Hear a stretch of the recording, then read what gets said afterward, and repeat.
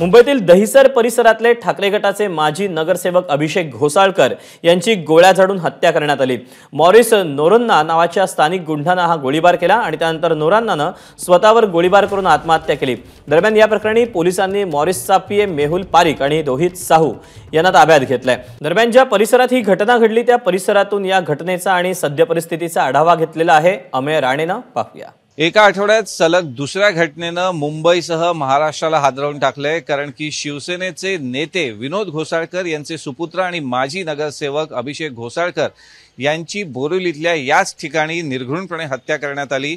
Morris Noronha उर्फ Morris भाई या नावाने प्रसिद्ध असलेल्या एक स्वयंघोषित समाजसेवकाच्या याच कार्यालयात अभिषेक घोसाळकर एका कार्यक्रमासाठी आले होते आणि त्याच वेळी फेसबुक लाईव्हच्या माध्यमातून लाईव्ह शूटिंग थरार सगळ्यांना अनुभवायला मिळाला आणि ती क्लिप प्रचंड व्हायरल झाली आणि त्यानंतर खरोखरच राज्यात काय चाललंय, कायदा सुव्यवस्थेची परिस्थिती आहे की नाही असा सवाल निर्माण होतोय।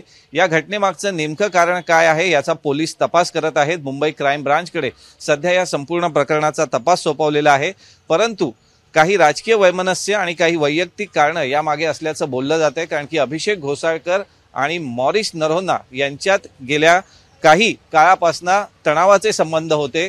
मॉरिसची तक्रारही अभिषेकनं काही प्रकरणात केली होती, ज्याच्यात त्याला पोलिसांनी सुद्धा ताब्यात घेतलं होतं। त्यामुळे काही राग त्यांच्या मनात होता। त्याचबरोबर मॉरिस हा राजकीय दृष्टीनं स्वतःला एक तयार किंवा एस्टॅब्लिश करू पाहत होता या संपूर्ण परिसरात। त्यामुळे कुठेतरी अभिषेकच्या समोर एक आव्हान तयार होत होतं।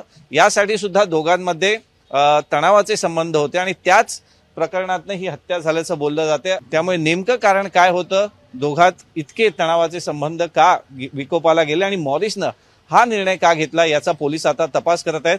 परंतु या प्रकरणानं पुन्हा एकदा मुंबईसह राज्यात कायदा सुव्यवस्थेचा प्रश्न निर्माण होतोय असा आरोप आता विरोधकांकडून केला जातोय। कॅमेरामन अनुप रस्तोगीसह अमेय राणे, एबीपी माझा, मुंबई। एबीपी माझा, उघडा डोळे बघा नीट।